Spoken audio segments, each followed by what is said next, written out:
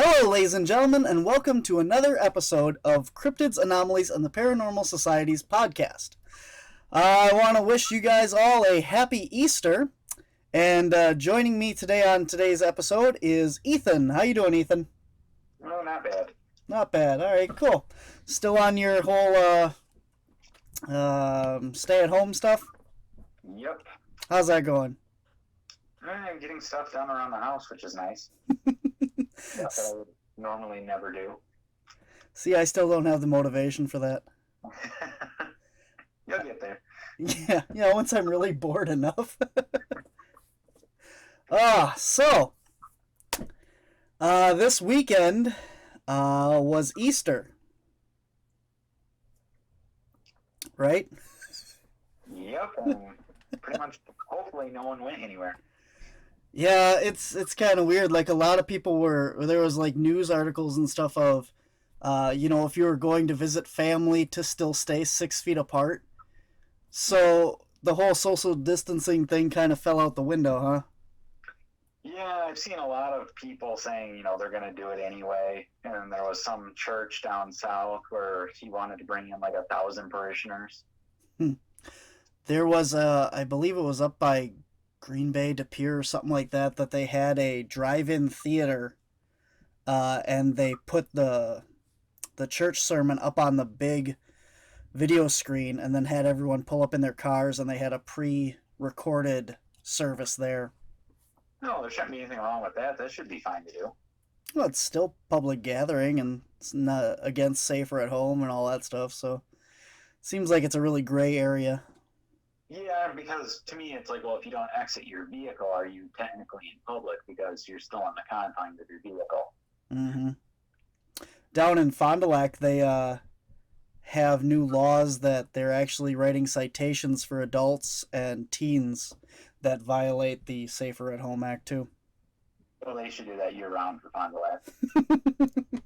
Well, that is where Derek was from, and I can't imagine that he's staying home right now. Even though he absolutely should. Yeah. Well, he's susceptible to a pneumonia anyway. That's why we can't take him out, in the colder weather to the woods and stuff. So, yeah, he really should be watching what he's doing. Yep, that's why, because that's the first thing I thought of. It's like, yeah, he's always talking about avoiding pneumonia, so. Yep. All right, man, so let's dig into this whole Easter thing. I mean, I come from haunted houses and stuff, and you got the whole funereal background. So, I mean, zombies are both kind of right up our alley, right? It's not my favorite movie cliche, but I know more about it than I want to. Yeah. So, I think the biggest thing for us for Easter is the zombie Jesus Day, right? Yeah, because the composition of the commercial marketing of it makes no sense. Right. So, I guess today's topic is, for lack of a better, is zombies, right? Pretty much. I guess that's the way to roll with it. Because what else do cryptozoologists and paranormal researchers talk about on Easter? It sure as hell ain't the mythical bunny. That's for sure.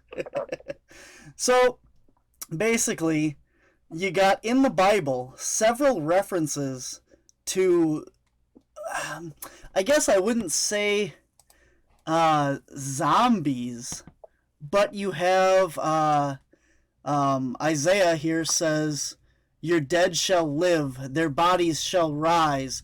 You who dwell in the dust, awake and sing for joy." Revelations, "The rest of the dead not come to life until 1,000 years were ended. This is the first resurrection." And I just looked up basically, what does the Bible say about zombies? And I'm scrolling through, I would say, well over 100 references. A lot of it's revelations, but it's mostly seems like, it doesn't seem like the dead are physically rising according to the Bible, as more or less their souls. Yeah, and I think that kind of plays into like the whole idea of an afterlife and rapture and everything like that. Yeah, so once you die and you're buried, your soul rises again and you live again in God or whatever it is that you believe. Yep, that's where you would transition to like God's kingdom from the living plane. Yeah. But there is a lot of references to resurrection and the dead rising, and some of these even get into like walking through the streets and eating the flesh of of the fellow man and stuff like that. So this is, you actually have reference to flesh eating zombies pretty much in the Bible. You do, and it's hard to figure out quite what they meant and where they were coming from with it too, which is the hard part. That's a lot with the Bible though, because it's all translated. So you don't, unless you actually spoke the original language, which you would have to be extremely old or immortal to probably have spoken it on a daily basis and not just kind of learned it from what people say. And you have several different languages in the Bible all coming together as well. So, Yep, and that's been a big hot topic between a lot of the churches and study groups and stuff, is how much was lost in translation over the years. hmm and there's also a lot of books of the Bible that we don't get any information from. There's books that the Vatican just decided to leave out of the Bible for whatever reason. Mm-hmm. That's always interesting. I mean, I've never really gotten too much into the Bible. I started listening to it on audio now just to get a better idea of it. And I'm about I don't know, not even through the first part of it, but not even through the Old Testament, but I've learned a lot just going through that. So, Yep. Though I do love the politics of the Vatican. That's always something I enjoy reading about and seeing on the news and everything, just because it's so shadowy. yeah. But so I guess I wanted to start there as far as, like Jesus was one of the first, well, maybe not even the first zombies, because these things go back to in the Book of Kings and stuff like that. So you have the Old Testament too, refers to Jesus resurrecting the dead and destroying cities with them and stuff, those who didn't follow in his teachings and that. So you have, Jesus wasn't even, technically the first reference case of a zombie. Moving forward from the Bible into actual more modern day things, let's go to the 18th and 19th centuries. And we had the cholera epidemics during that time. And that's also the Victorian era where, death was really emphasized in those days, basically. Mm-hmm. During the cholera epidemics, a big fear was actually being buried alive. And there was a lot of different things. I mean, you had supposedly there were accounts in literature and newspapers of people being buried alive, and none of that stuff was actually confirmed. But you have the fall of the House of Usher and the cask of Amontillado. And then Edgar Allan Poe as well wrote about the premature burial. And it's interesting because, those books back in the time, or the articles, much to modern news stories and news mediums and stuff, caused a lot of upheaval, and people were worried about the chances of being buried alive. Yeah, because as far as I know, there's no official recordings of it ever happening. Mm-hmm. But I think when you look at those books and some of the news stories, because the news just wasn't truthful at the time. Mm-hmm. There was one. A lot of fear played into it.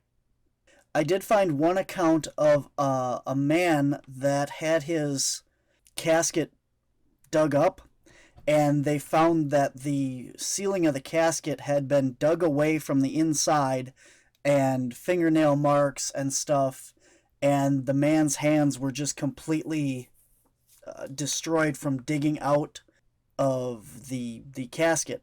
But that was never confirmed either. It was just another story. Yep, I read that same one, and that's why I didn't mention it, because it was unconfirmed. Mm-hmm. So to me, that's not good enough. If it's not officially confirmed, nope. Yep. But, I mean, it was one of the original stories that led to all of this, scare back then as well. Oh, definitely. It's like a campfire story that gets out of control. Mm-hmm. So you did some research into some of the things. I mean, this is, people say that history repeats itself, and you can learn a lot from history. So looking at, today's COVID-19 epidemic and stuff, and the mass pandemonium caused by media then, let's talk about some of the stuff that happened back in the 18th and 19th centuries. What did they do to alleviate some of the mass panic back then? Well, if there's a way to make money, someone's going to figure it out, and they definitely did. How so? Well, they introduced what's called a safety coffin. Hmm? And these were designed, the most basic design was it just had a bell on the surface with a string ran down inside, so if the person woke up, they could just ring the bell, and the caretaker would come over and dig them up. But you also had the higher end ones, which had stuff like breathing tubes, feeding tubes, escape hatches, ladders built into them. Just absolutely insane. Mm. And there was also one where, and I believe this was in Germany, where they would have a viewing portal they would lay over the grave. The deceased would lay in there, and through a viewing window, after decomposition had started, they would pull a trap door that would drop the body into the grave, and then they would seal it. Did you find out about the guy that was selling these safety coffins? Dr. Adolf Gutsmuth? Yes, he completely ruined his reputation in one demonstration. Tell us more. He had one of his associates go down into the thing. Never worked. They disinterred him. He was completely fine. And after everyone saw that, they were like, well, your product's no good. Ha! I didn't see that, actually. Yep. I read the part where he actually buried himself alive several times to demonstrate the casket's design. Yes, I read that too. Yeah, in 1822, he stayed underground for several hours and even ate a meal of soup, bratwurst, marzipan, sauerkraut, something else, beer, and beer for dessert, delivered through the coffin's feeding tube. Yep. I mean, this is fascinating. I mean, the things. Just imagine how much people paid for this at that time too. Do you happen to have information on that? Like, do you know how much extra you had to pay for this, like in modern day terms? No, nothing like that I found, but I would assume it would probably be the equivalent of easily probably anywhere from $5,000 to $10,000. In today's money or their money? Yeah, in today's money. Yeah. Because I know if that was something that would be offered today, that's probably right around where it would be. Huh. Yeah, so there were other ways besides the safety bell, and even today you can see examples of this. In the movie The Nun, there's a very good example of the safety bell and stuff where you see it ringing in the cemetery in one of the scenes. But they also had a lot of other ways of checking to make sure that the body was still alive. So one of them is actually pretty interesting because I didn't realize where this term came from. The term blowing smoke up one's bottom is actually from this time period. And it refers to actually putting a tube up one's rectum and using a bellows or a tobacco pipe to blow the smoke into the deceased or the thought deceased and see if anything happened. I mean, it was supposed to be like a cleansing as well. You know, and even in modern times, that's still kind of a thing, but it's more of a fetish thing. It was supposed to provide two essential elements: warming the person's body and stimulating respiration. I mean, it would be a jolt to the system, so I could see how it would do that. Mm-hmm. Or why they would think it would do it. I think it's galvanization. And it was where they would take... it's where the inspiration for Mary Shelley's Frankenstein is said to originate. It basically was taking electricity and applying it to a frog's body or another, the head of an animal, of an ox or a boar or something, and you could use it to make the muscles twitch. Okay, so kind of like how a defibrillator works on your heart muscle. Exactly. Yep, it was a very early version of that. Galvanism. And it was basically not useful because it would give you a false sense of the body still being alive because you're actually just manipulating the muscles and stuff. Yeah. But that's kind of where the defibrillator actually started coming from. They would also try and shock the body, by which ways of like cutting off a finger or other less important appendage or body part, or just providing physical trauma to the body. Because they would think that if the body would react to the immense pain, it would pull them out of whatever deep sleep or, other than death that the person was, the other state of body that they were in. Yeah, I can see how that would make sense at that time. They used to have them actually as parts of kits. I found a thing where a boy was drowned outside of like a lake, and one of the doctors came by and would manipulate the body in that way to try and get the boy to come back after being drowned. Okay. So this was a pretty common practice. They would also use bitter alcohols or liquids on the tongue, like vinegar or brandy, to try and basically like smelling salts. Yeah. Anything that, would normally get a harsh reaction. Mm-hmm. Which a lot of that makes sense because, at the time it's not like we can just hook a heart monitor up. Yeah. Let alone even check for a heart rate if they did or not. But either way, it's like this way you can at least make sure. But even then, I still don't trust Victoria era medical science. Did you know that back in the Victorian era also, going to watch the embalming or the preparations of the body was like going to the theater?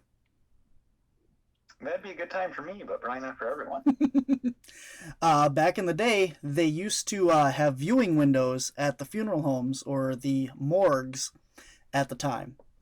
And the actual word morgue is from the French word morgur, which means to solemnly, to look at solemnly, or to defy, or to stare at.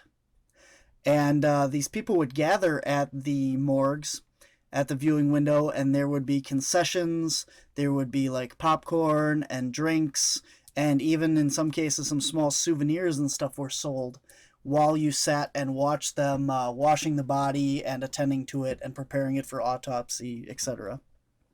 Okay. It's kind of like a public lynching too. I mean, those were big events back in this time, so... Yeah, and that's back in the time when people weren't so uncomfortable with death. Mm-hmm.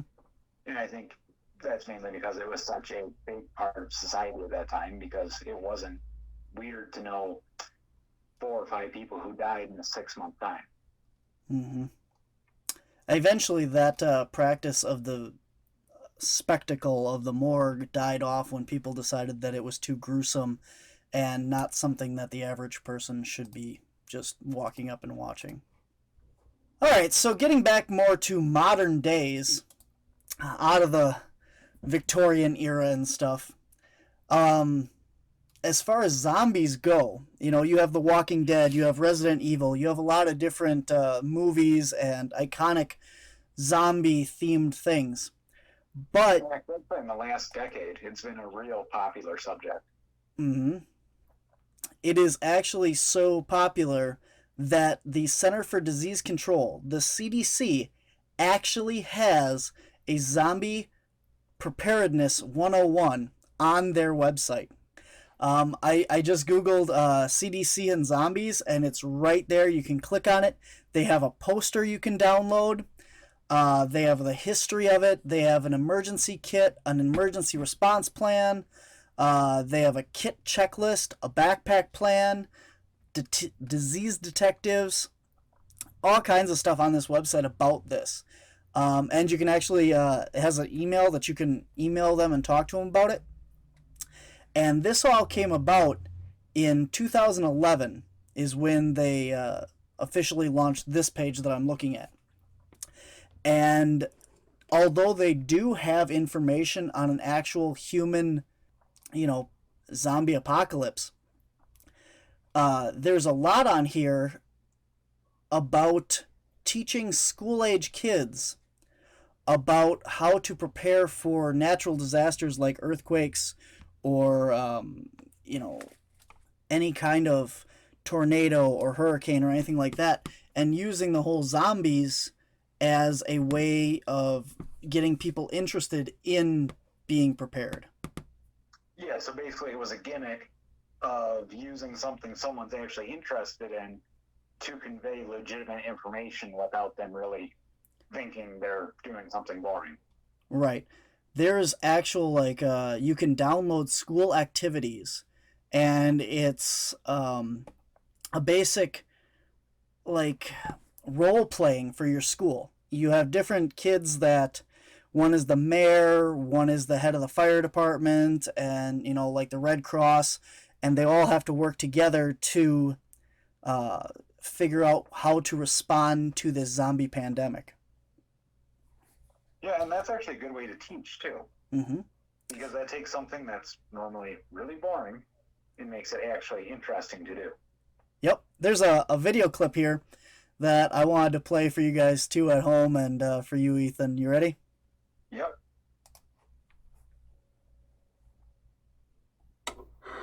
Good morning, agents. I have some bad news. Terrible news. You're going to have to work together as a team. And no, that's not the bad news. An increasing number of citizens in remote areas are disappearing. As more people disappear, the number of gruesome, unexplained deaths is increasing, especially at night. We've identified the perpetrators as difficult to kill, flesh-eating zombies. Unfortunately, the number of undead is rapidly increasing, and the victims have been reappearing as perpetrators. Survivors are running scared, and citizens are starting to panic. We're seeing a breakdown of peacekeeping and medical services throughout the nation, and key officials have been compromised. Your mission, if you choose to accept it, is to ensure your community is prepared for a zombie apocalypse. Your teacher has further information regarding the situation.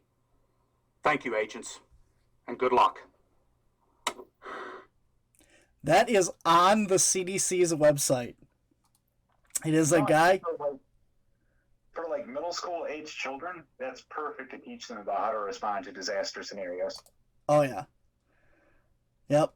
So they have so much stuff. Better safe than sorry. They suggest things that you should have.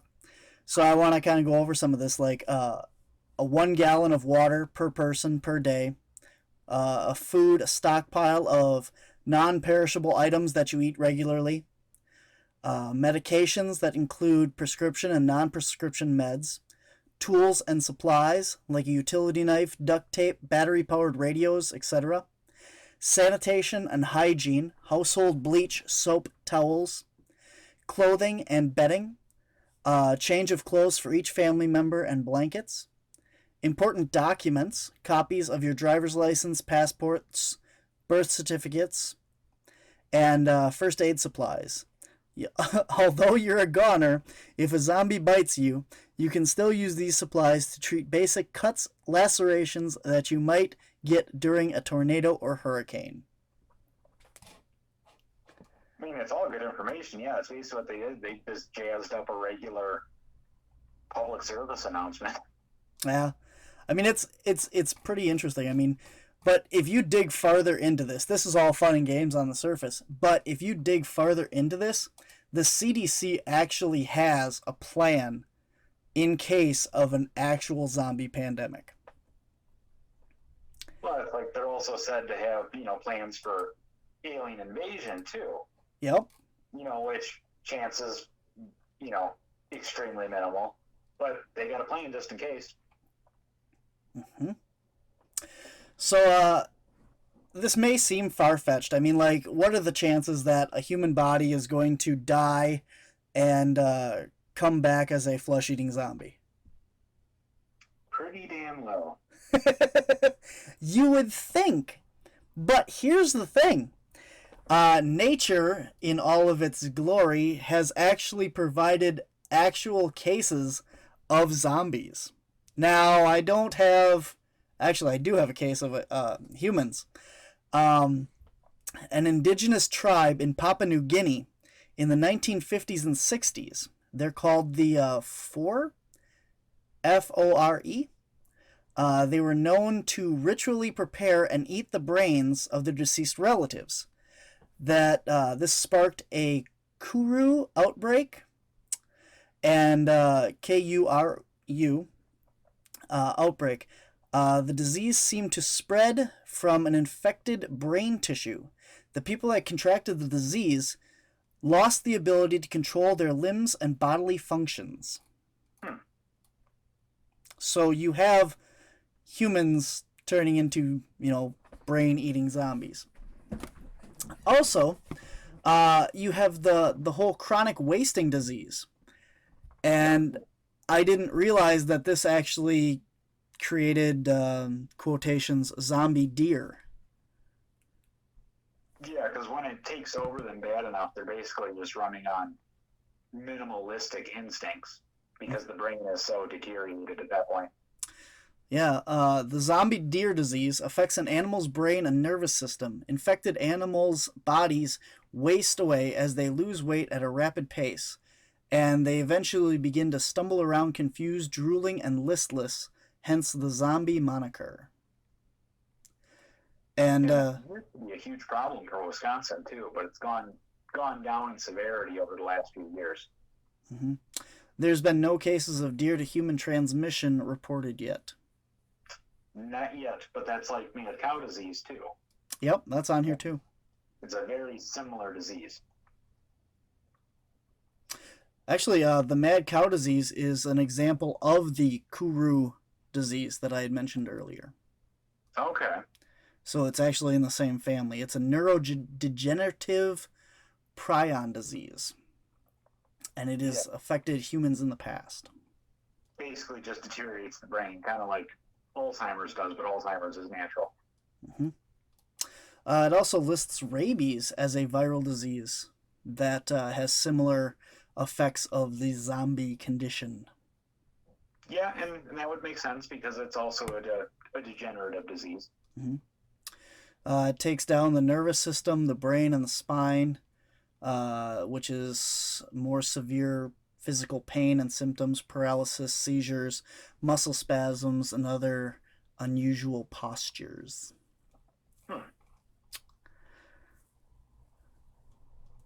The one that I did want to, and I think this is the most common one that people would know of, is there's a type of fungus that latches on to ants And what it does is it takes over the brains of the ants and causes them to climb a tree to to a certain height where the atmosphere, the temperature, the humidity, and everything is perfect for this fungus to survive. And then it causes the ant to clamp its jaws down onto the tree so it can't escape. And then it basically kills the ant so that it can survive at this ideal condition. Yep. And then I've also seen it in snails too, I believe. Mm-hmm. Or that might be a parasite in the snail, but it's the same hijacking of the body, basically. Yeah, if you go online and look up this stuff, there's a tons of it. There's Ecuadorian wasps can turn spiders into zombies. There's a pill bug, Costa Rican wasp that targets spiders to lay its larvae in. There's a lot of cases of parasites that take over other animals. So, that's not really a true zombie in the sense of the word, but it's more of like a very non-symbiotic relationship. Yeah, it's basically like hijacking a body. Yeah. But you have the chronic wasting disease. That's more of a zombie, and the rabies and stuff. But in the traditional sense of how we think of it. Mm-hmm. Because then you also have zombies in voodoo culture as well. Mm-hmm. And that, I don't know a lot of the background of it, but I know it's very prominent. And a lot of that seemed like reanimating a corpse to do your bidding type style. And Yeah. Not your original predator. What is that called? There's they're not zombies. When you reanimate somebody to do your bidding, they're not rakes. They're necromancy. That's it. Yeah. So that wasn't the word I was looking for, but yeah. I was looking for the actual name of the creature that you create, but yeah, that would be a necromancy. Okay. Yeah, so necromancer using necromancy to create a living corpse. It's from the 3rd century AD, Greek. This comes back to shamanism. Okay. Yeah, in Greek, that should be before Christ, too, isn't it? I don't know. It's the 3rd century. The oldest literacy account of necromancy is found in Homer's The Odyssey. Under the direction of Circe, a powerful sorceress, Odysseus travels to the underworld in order to gain insight in his impending voyage home by raising the spirits of the dead through the use of spells which Circe has taught him. He wishes to invoke the Shade, that's what I was looking for, in particular, however, is unable to summon the seer spirit without assistance of others. It goes on. It seems like the whole Homer's Odyssey is has a lot to do with everything. Like I've read it once many years ago, and I've seen all the movies. It's one of my favorites. But ask me to remember any of it, no luck. You know what I remember about the Odyssey in high school? Watching the Simpsons parody of it. That's what I remember of it. There was one, I can't remember, it might not have been the Odyssey, but there was one like Greek mythology movie I watched, and they had this owl that was like a robot owl, which made no sense, and the prop for it was just terrible. Zombies have been around forever. You go back all the way to the Bible, Odysseus, the Odyssey, Homer, Greek mythology, all that stuff. You look back all the way to present modern day. My favorite meme going right now on the coronavirus is the guy with the stick poking it, saying, make zombies already. Or Yep. At least that way, if we're stuck at home, it's entertaining. Yeah. Yep. But I don't know. So what do you think, Ethan? Do you think zombies are actually possible? Do you think it's and I'm not talking about resurrection or anything, but actually a disease that would, in essence, kill a person and then bring them back to life as a mindless puppet? I don't think in like the predatory sense, like what you see in movies, but in terms of like how the ant gets attacked, I think that's what we would most likely see, where it's just some part of the reproduction cycle of a fungus or a parasite. Mm-hmm. But nothing in like, Day of the Dead or anything like that. Yeah, it seems highly unlikely that, death is pretty irreversible as far as like our scientific mind is concerned. Once you're dead, your heart stops beating, your brain loses function, you're not coming back, You're And pretty much done for unless it's a vegetative state, which even then, nothing's happening. yeah, so I think anything that would be viral or something like that, once you're dead, you're not going to come back from it. But like you said, if there was some sort of parasite or something that could control the shell that you once were, I think that would be likely. Yep, and I think it would be the same scenario as like the ant. It would be just let me use this vehicle to get to my ideal habitat. Mm-hmm. So it's interesting because, like, basically it boils down to the fact that zombies aren't. We're not concerned about the dead rising. We're concerned about something entering our bodies after death. Yes. Hmm. And with the way, in like, in the old horror movies, like the bodies coming out of the cemeteries, it's like with modern embalming practices, never happen. Because the things that are done to set the features, none of that's usable anymore. Because like your eyes are pretty much destroyed with super glue with eye caps, and then you wire the jaw shut, so you're not using your mouth at all. I believe this episode should have come with a disclaimer now too.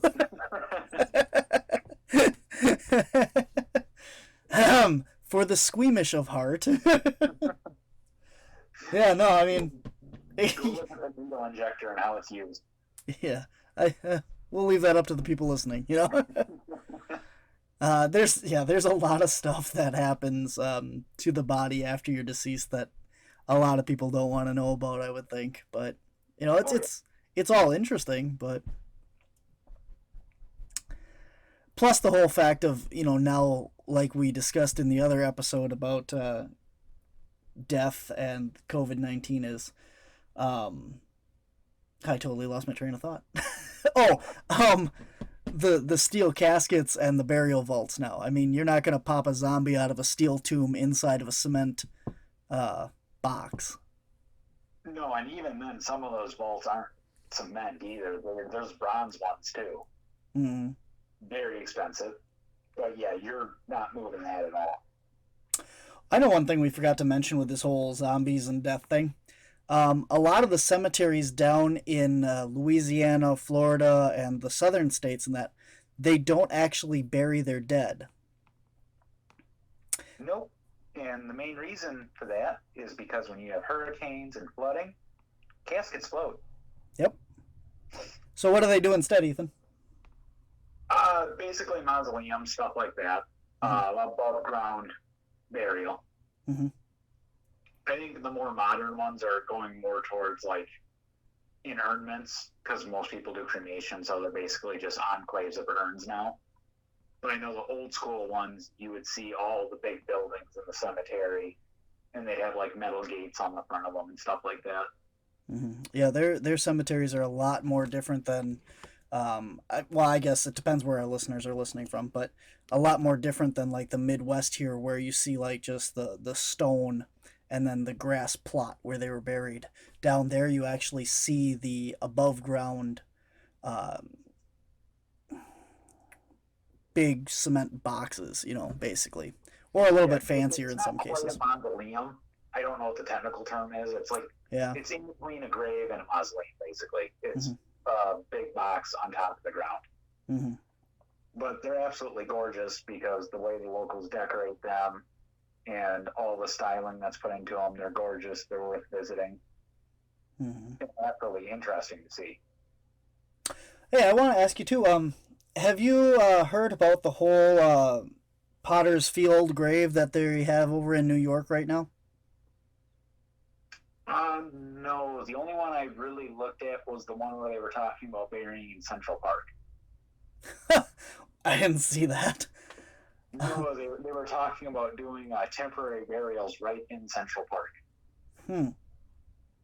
Well, they have, it looks like an old warehouse, and there's this long stretch of dirt that's been dug up, I would say probably maybe like 8, 10 feet deep and maybe like a couple 100 feet long.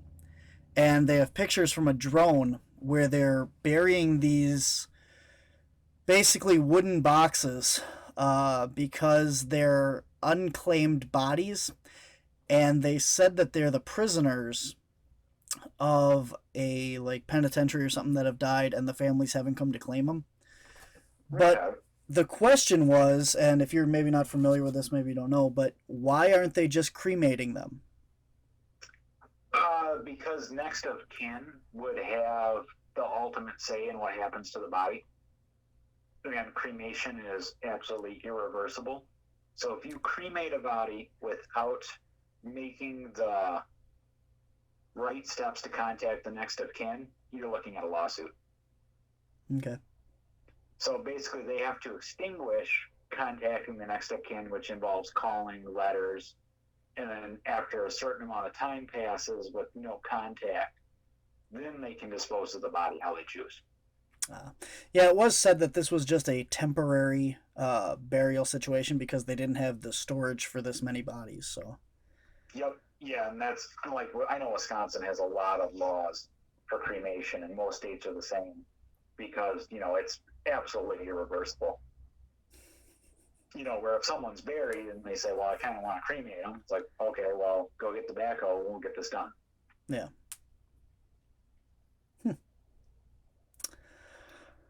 All right. Well, I think that about covers our history of zombies and, the burials and such. What do you think? Yeah, pretty much does. I can throw in my fun Victorian era graveyard accessories. Particularly in the 18th century, grave robbing was a big thing because you didn't have refrigeration. Mm-hmm. So colleges, medical schools would basically pay grave robbers to go bring the bodies. So then cemeteries and funeral homes basically invented what was called a grave gun. And it was a gun on a swivel that was lined with tripwires.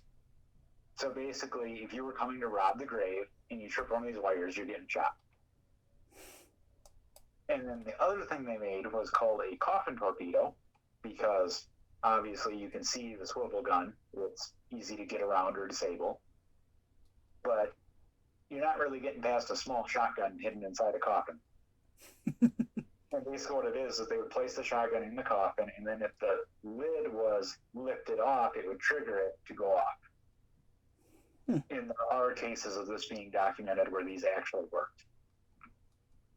Nice. So basically, I always considered that grave robbing was, or I always thought that grave robbing was where people would go out and steal like the jewelry and stuff. But you bring up an interesting point is that they actually were digging up the bodies to use for like medical specimens, right? Yep. I mean, it was a lot of both happening. A lot of it was stealing valuables, and the other half was, they would find out it's like, oh, hey, this medical school will pay me for a body. Well, I can go dig for a night. Because the medical schools at that time, they didn't really care where it came from because they needed them so bad. That's interesting. I know you had one other point about the bell. Oh, I'm trying to think. Let me look. Oh, as late as 1995, there was a modern safety coffin mode. Really? Yep, it featured an intercom system. And as far as I could tell, this was basically some rich guy who just wanted it to have it. That's interesting. Yep, because, nobody has survived modern modern embalming practices, so it's not really much of anything to worry about. Now here's something I don't think just out of curiosity, going by the grave bells and the safety coffins, we don't have any of that in the U.S., do we? Not that I really know of. I mean, I think there's maybe the rare example here or there, but not widespread. Yeah, because if you're looking back to the Victorian era, we weren't over in the United States yet, were we? I have to fact check because I can't remember what the year range is there. But I think you're right. Yeah, I was just wondering if you knew of any cemeteries around here that had those, because I would like to go see one of those actually, like in person. But after thinking about, with the Victorian era and cholera and stuff, we weren't. Forgive me. The white person hadn't colonized the Americas at that time. Oh no, that was just the beginning of it. Yep, that was just the beginning of colonization, and towards the end of the 18th century was during the Revolutionary War and everything. But I think if you were going to see it in America anywhere, it would be on the East Coast, somewhere within the original 13 colonies. Yeah, because 1701 to 1800 is the 18th century, and then it turns into the 19th century. I'm not seeing anything about U.S. burials with them. Yeah, I think that was more of, I think you would see it a lot more with like the older aristocrats, which obviously was not coming over to the colonies. That sucks. Well, I go see one now. There are, I guess, examples in Australia, though. But okay, well, that would make sense because I think Australia was colonized a lot earlier. And for those who don't know, Australia was actually a British penal colony. It was... Yep.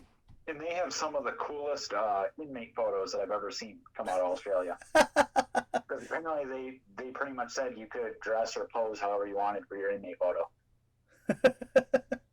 Nice. So basically, you had the original Aborigines, kind of the native people over in Australia.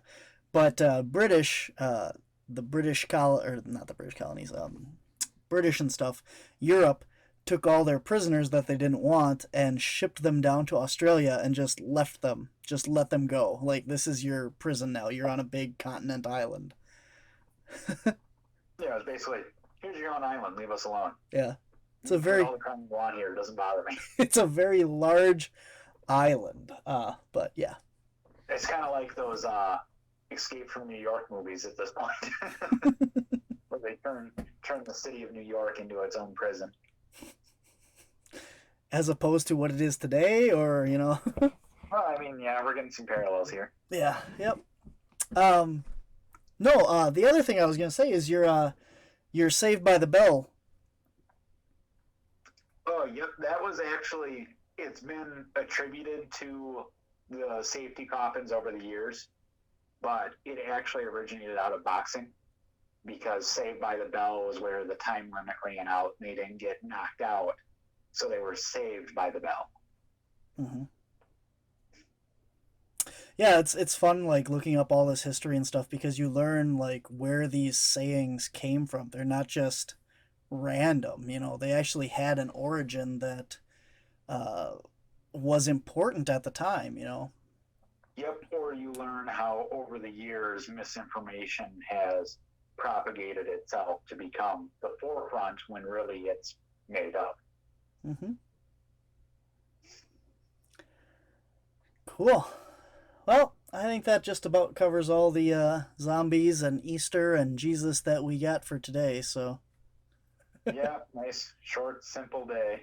Yep. I think we're all kind of getting sick of this at this point. Oh, yeah. Time to go outside and look for Bigfoot. Yeah, well, we're getting snow tomorrow, apparently, so... Yeah, that's just great. Just great. Yep, it's all injury. All right, well, stay safe, stay healthy. Don't go out and shovel snow. Just let it melt. Yep, that's my plan. Everybody listening, stay safe, stay inside, and we have our next episode of Cryptids, Anomalies, and the Paranormal Society. Our actual episode airs tomorrow. Well, actually, it'd be yesterday, on the 12th. So you can check out Derek and Fathom going out, and Ethan and I took them on a blind test to see if they could find out. Where am I going with this? Basically, we wanted to test their claims of what they were capable of. Right, yep. With the empath and everything like that, it's like, well, let's give it a real world test and see what happens where none of the backstory. Yep, so if you haven't checked that out yet, go out and watch The Test. It aired Sunday at, I believe, 5 p.m. So it's live on Facebook, or live on YouTube. God, I am not with it today. Nope, none of us are. Deal with it. It is live on YouTube. Go check it out. Wisconsin Caps, YouTube, wisconsincaps.com, or Caps, Cryptids, Anomalies, and the Paranormal Society on Facebook. Go on any of those places. You can find a link to our podcasts and our YouTube and all this stuff. So until next time, I'm Barnaby. And I'm Ethan. And thanks for listening to this episode of Cryptids, Anomalies, and the Paranormal Society podcast. Thanks for listening to this week's podcast. To find out more about Cryptids, Anomalies, and the Paranormal Society, visit our website at wisconsincaps.com. That's wisconsincaps.com. There you can find links to our YouTube and Facebook pages. You can also submit your sightings and encounters. And don't forget to check out our online store for t-shirts, DVDs, and more. If you have had an encounter with something unexplained in or around Wisconsin, we would love to hear about it. You can send us an email at wisconsincaps@gmail.com, or to submit an anonymous report, visit our website and click Report Your Encounter on the main page.